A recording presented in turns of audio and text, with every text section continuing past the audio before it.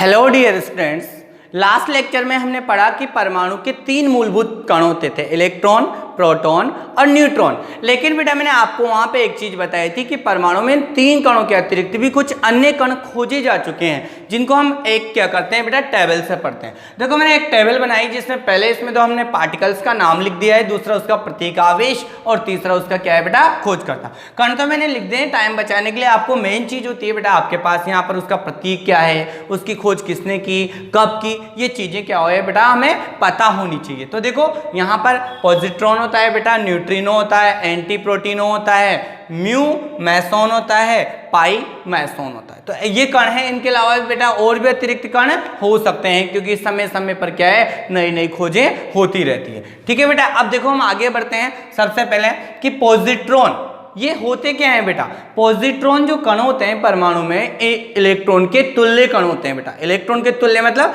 Electron के जैसे ही कण होते हैं लगभग, परंतु इलेक्ट्रॉन पर तो क्या होता है बेटा, नेगेटिव चार्ज होता है, और यहाँ पर पॉजिट्रॉन पे क्या होता है बेटा, पॉजिटिव चार्ज होता है। तो इसका प्रतीक क्या हो जाएगा बेटा, इलेक्ट्रॉन का प्रतीक तो ई माइनस होता था, परंतु इस पर माइनस नहीं, पॉजिटिव चार्ज होता है, तो यहाँ पर क्या हो जाएगा, इसका प्रतीक ई प्लस हो जाएगा। हो गया एक प्रतीक। तो दूसरा प्रतीक देखो बेटा, इलेक्ट्रॉन का एक और प्रतीक था -1E0, यानी कि जो प्लस है बेटा इसको हमने यहाँ पे क्या कर दिया, आगे ले लिया। तो यहाँ ऊपर वाला प्लस मैंने आगे ले लिया, +1E0 कर दिया ऊपर, तो ये भी क्या हो जाएगा बेटा, पॉजिट्रॉन का एक प्रतीक हो जाएगा। तीसरा प्रतीक होता है बेटा बीटा।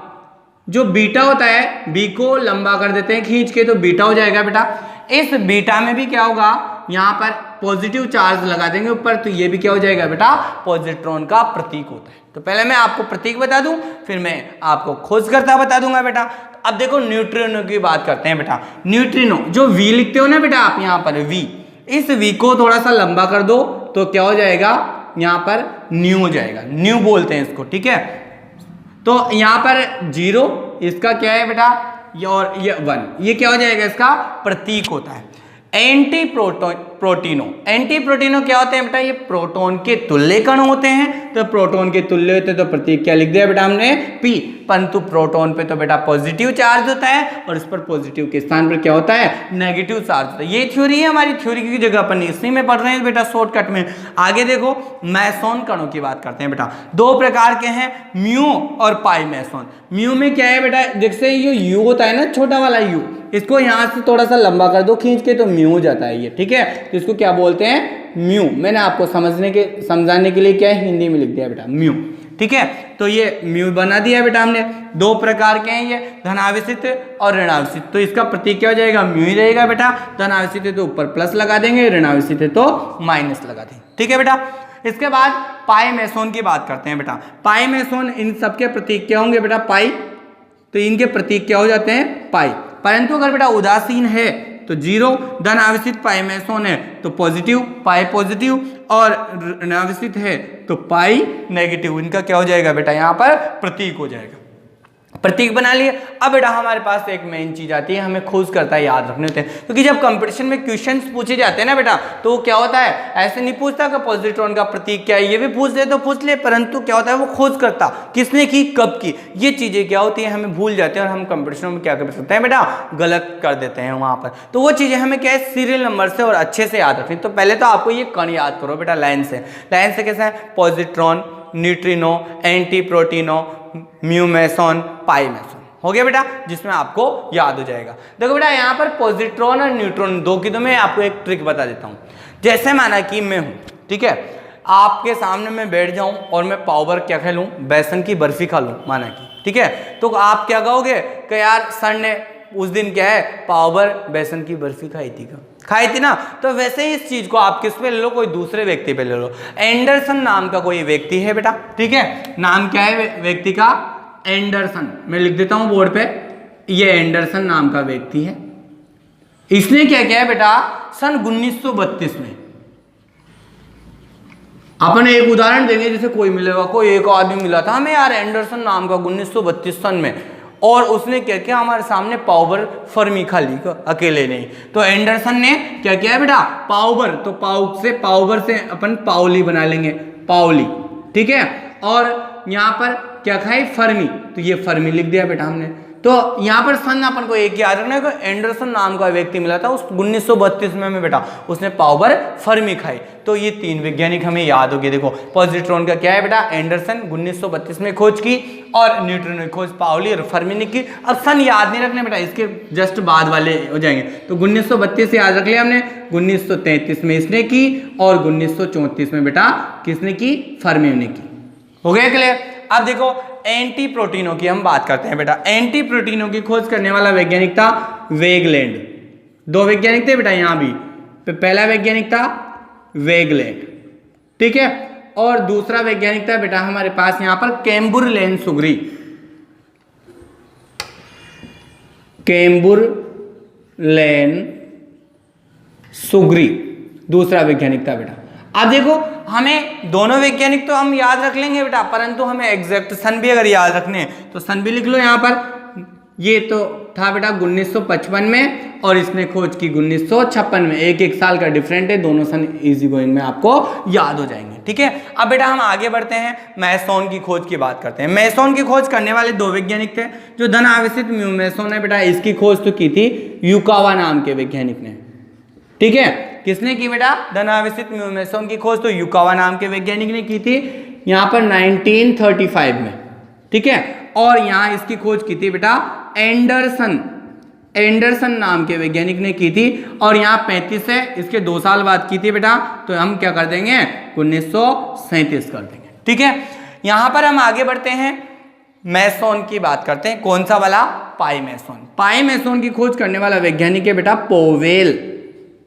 पोवेल ने खोज की 1947 में। अब हम आगे बढ़ते हैं बेटा, एक बहुत अच्छी और इंटरेस्टिंग चीज मैं आपको बताने जा रहा हूं। इसमें जो पाई मैसोन कण है, जिसका द्रव्यमान कितना है बेटा, जिसका आवेश कितना है, 0 है, इसका द्रव्यमान भी कितना होता है बेटा, 0 होता है। द्रव्यमान कितना होता है इसका, 0 होता है। कौन से वाले का, इस वाले का बेटा। अब ये इंटरेस्टिंग क्यों है बेटा, देखो बेटा व्यक्ति और इस पृथ्वी पे जितने भी जीव जंतु या कोई भी चीजें ना बेटा, तो उनमें क्या होता है, उनका शरीर 2 प्रकार के पार्टिकल्स से बना होता है, जो आज विज्ञान ने भी मान लिया है। पहला बैसोन कणों से, जैसे हमारा शरीर हुआ, कोई भी पदार्थ हुआ, दुनिया के सभी पदार्थ क्या होते हैं बेटा, बैसोन कणों से मिलकर बने होते हैं। और बैसोन कण में वजन भी होता है बेटा, और वो स्थान भी घेरता है। जैसे मैं हूं, मेरा शरीर बेटा बैसोन कणों से मिलकर बना हुआ है, तो मैं क्या कर रहा हूँ, स्थान घेर रहा हूँ। जिस जगह पे मैं खड़ा हूँ बेटा, उस जगह पे कोई दूसरा आ सकता है क्या, यदि वो आना चाहे तो यहाँ मैं खड़ा हूँ, मेरे आसपास आ सकता है, पर मेरे स्थान पर, मेरे अंदर तो नहीं आ सकता ना बेटा। वो तो क्या है, वो है बैसोन पार्टिकल्स, जो द्रव्यमान भी होता है और स्थान भी घेरता है। परंतु यहाँ देखो बेटा, मैसोन जो कण होते हैं ना, इनका आवेश 0 होता है, द्रव्यमान भी 0 होता है। ये कण क्या होते हैं बेटा, यहाँ पर स्थान नहीं घेरते हैं, इनका द्रव्यमान भी नहीं होता है। तो आपने एक सुना होगा कि टीवी वगैरह देखते हैं अपन, प्रेत आत्माएं भूत वगैरह होते हैं, वो क्या होते हैं बेटा, किसी के शरीर में भी घुस जाते हैं और किसी के शरीर में से भी आर पार निकल सकते हैं, या अपन उनका शरीर है तो उनमें से निकल जाएंगे बेटा। क्यों निकल जाएंगे हम जानते हैं, क्योंकि न तो उनके शरीर जो है वो यहाँ किससे बना है, इन कणों से मिलकर बना हुआ है, न तो द्रव्यमान है, उनमें वजन है, और ना ही उनमें क्या है बेटा, यहाँ पर स्थान घेरने की क्षमता है। तो स्थान भी नहीं घेरते तो हमारे अंदर भी प्रवेश कर सकते हैं, हम उसके अंदर से आर पार भी निकल सकते हैं। यही कारण है बेटा को इसको विज्ञान ने आज मान लिया है। परंतु आने वाले कुछ समय के बाद जब और सर्टिस्फाइड वो कर देंगे तो फिर उसको वो बुक्स में देंगे, नहीं तो बेटा अभी उसको बुक्स में नहीं दिया है, केवल उसने खोज की है, इसलिए मैं आपको बता देता हूँ। मैंने भी ये चीज क्या है पढ़ी थी, जो नई खोज हुई थी उसमें। ठीक है बेटा, यहाँ तक कंप्लीट है हमारा। अब देखो मैं आपको कुछ और विशेष चीजें बता देता हूँ बेटा, जो आपके कंपटीशन की दृष्टि से क्या होगा, यहाँ पर इंपॉर्टेंट है। विशेष बिंदु जो आपको बहुत इंटरेस्टिंग भी लगेंगे और हट के भी लगेंगे, आपको बुक में नहीं मिलेंगे। वो विशेष बिंदु में बेटा मैं पहला बिंदु देता हूं यहाँ पर, नाभिकीय आकार। नाभिकीय आकार परमाणुवीय आकार की तुलना में, परमाणुवीय आकार की तुलना में। देखो बेटा वो आपसे पूछे कि नाभिकीय आकार परमाणुवीय आकार की तुलना में कितना होता है, तो आप कहोगे कि भाई परमाणु का आकार तो 10 की घात -15 मीटर होता है और नाभिक का आकार 10 की घात -10 मीटर होता है, यही जानते हो आप तो बेटा। परंतु वो आपने नाभिक का आकार बताया, परमाणु आकार की तुलना में नाभिक कितना छोटा होता है ये आपने नहीं बताया बेटा, तो आपका आंसर गलत हो जाएगा। नाभिक का आकार परमाणु के आकार की तुलना में बेटा 1/10,000वां भाग होता है। कितना बेटा? 1/10,000वां भाग होता है। ये एक इंटरेस्टिंग चीज है आपके लिए। जैसे आप बेटा परमाणु ले लो आप, ठीक है, जो परमाणु का जो भी आकार आया उस आकार के 10,000 टुकड़े कर लो, इतना छोटा क्या रहेगा बेटा? उसमें नाभिक रहेगा। इसको मैं आप एग्जांपल से समझो कि एक 5 किलोमीटर का क्या है बेटा? क्रिकेट का ग्राउंड है, ठीक है, 5 किलोमीटर त्रिज्या का क्रिकेट का ग्राउंड है, उसको तो आप पूरा परमाणु मान लो बेटा। और उसमें आप क्या कर दो, एक बॉल डाल दो क्रिकेट खेलने के लिए, गेंद, ठीक है, वो नाभिक मान लो। वो नाभिक दिख रहा है कि आपको इतने बड़े ग्राउंड में दिखेगी कि बॉल नहीं दिखेगी ना? तो वैसे ही अगर इतना बड़ा परमाणु हुआ तो उसमें नाभिक बॉल के समान होगा। तो सोचो बेटा परमाणु तो इतना छोटा होता है कि हमारे हाथ की रेखाओं में भी लाखों की संख्या में उपस्थित हो सकते हैं यहाँ पर। तो जब परमाणु इतना छोटा है तो नाभिक उसका कितना होगा बेटा? 1/10,000वां भाग ही होगा। ठीक है बेटा, अब हम आगे बढ़ते हैं। इसके बाद हम घनत्व की बात करते हैं बेटा, ठीक है। नाभिक के बारे में मैं आपको इंटरेस्टिंग बातें बता रहा हूं बेटा। नाभिक का घनत्व, नाभिक का घनत्व, देखो बेटा नाभिक का घनत्व, परमाणु का घनत्व, किसी चीज का घनत्व कितना होता है, ये चीजें क्या होती है बेटा? पूछ ली जाती है अक्सर। तो हमें ये चीजें क्या होनी चाहिए? याद होनी चाहिए। अब कैसे, कितना होता है, वही तो चीज देखनी है। तो देखो बेटा नाभिक का घनत्व होता है 10 की घात 15 ग्राम प्रति सेमी क्यूब, यानी कि 1 सेमी क्यूब आयतन में बेटा यहाँ पर 10 की घात 15 ग्राम क्या होगा? नाभिक का घनत्व होगा, इतना। ये तो है बेटा ग्राम में, ठीक है। अगर हम ग्राम की जगह बेटा इसको क्या कर दें, टन में भी लिख सकते हैं और इसको हम किलोग्राम में भी लिख सकते हैं। अगर किलोग्राम में लिखना चाहें तो बेटा आप ये अच्छे से जानते हो, 1 किलोग्राम बराबर कितना होता है बेटा? 1000 ग्राम। 1000 ग्राम को आप कैसे लिख सकते हो बेटा? 1 के पीछे 3 जीरो है ना, तो इसको 10³ लिखते हैं बेटा। तो सीधी सीधी बात है बेटा, यहाँ ग्राम में है तो किलोग्राम में बदलने के लिए क्या करोगे आप? 1000 का भाग दोगे, यानी कि 10 की घात 3 का भाग दोगे। तो देखो बेटा भाग देके भी बता देता हूं मैं आपको, 10 की घात 15 है और यहाँ कितनी है? 10 की घात 3 है, यानी कि 1000 का भाग दे रहे हैं अपन। तो क्या हो जाएगा? यहाँ पर 3 घात से ये यहाँ पर 3 कट जाएगी तो बचेगी कितनी? 12। तो 10 की घात 12 किलोग्राम हो जाएगा बेटा, किलोग्राम प्रति सेमी क्यूब क्या हो जाएगा बेटा? नाभिक का घनत्व। इसके अलावा बेटा और देख लो, आप टन में निकालना चाहो तो 10⁹ टन प्रति सेमी क्यूब क्या हो जाएगा बेटा? घनत्व हो जाएगा, ठीक है। अब आपको वो कहे, क्या कहे वो कि नाभिक का घनत्व कितना होता है, तो आप तीनों ऑप्शन में से क्या करोगे बेटा? जो भी ऑप्शन आपको दिया हुआ है उसको क्या करोगे? सही सिलेक्ट कर लोगे और आपका आंसर क्या हो जाएगा? सही हो जाएगा। अब देखो बेटा और इंटरेस्टिंग चीज पे हम बढ़ते हैं। एक इंटरेस्टिंग चीज आती है हमारे पास, नाभिक के आकार की बात करते हैं।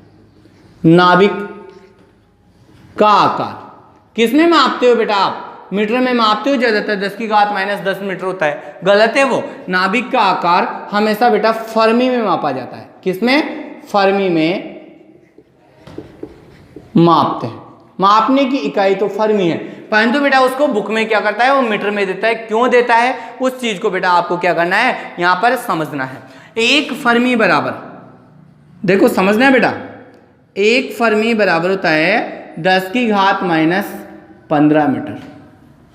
10 की घात -15 मीटर किसका आकार है बेटा? परमाणु का आकार है। वो क्या होता है? 1 फर्मी के बराबर होता है। इसको मीटर को अगर आप सेमी में बदलोगे तो क्या हो जाएगा बेटा? 10 की घात -13 सेमी, ये होता है। तो यहाँ पर क्या होता है बेटा? ये फर्मी को वो मीटर में चेंज कर दिया। जैसे परमाणु का आकार है बेटा कितना है? 10 की घात -15 मीटर। तो 15 मीटर, इतने मीटर होते हैं एक फर्मी में, इसलिए उसको अपन भी मीटर में कन्वर्ट करके लिख देते हैं। पर अगर वो आपसे स्पेशली पूछे कि किसमें मापा जाता है उस मात्रक का नाम, तो आप मीटर नहीं लिखोगे यहाँ पे बेटा, फर्मी लिखोगे। ये आपका क्या होगा? सही मान होगा।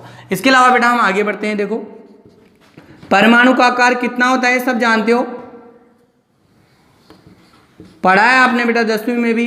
परमाणु का आकार, परमाणु का आकार होता है बेटा 10 की घात -15 मीटर। वो मीटर ऐसे कन्वर्ट करके लिखता है बेटा, केवल यही पढ़ा है आपने, ज्यादा मात्रक ये सही है। नाभिक के आकार की बात करें बेटा हम, तो नाभिक का आकार होता है बेटा 10⁻⁻10 मीटर, ठीक है। परंतु हमें क्या करना है बेटा, ये तो मीटर में दे रखा है, अगर वो आपसे यहाँ पर मात्रक पूछता है ना तो फिर फर्मी लिखोगे आप, ठीक है। और नाभिक का आकार पूछता है तो ये लिखोगे। और परमाणु की तुलना में कितना छोटा होता है नाभिक, तो 1 बेटा 10,000वां भाग होता है। यहाँ तक हमने पढ़ लिया बेटा। अब हम अगली चीज क्या पढ़ने वाले हैं, जो हमने इलेक्ट्रॉन, प्रोटॉन और न्यूट्रॉन पढ़े थे, उनको प्रयोग सहित करके कैसे खोज हुई, कैसे इलेक्ट्रॉन नाम दिया, क्या हुआ, सारी प्रोसेस बेटा हम क्या करने हैं नेक्स्ट क्लास में पढ़ने वाले हैं।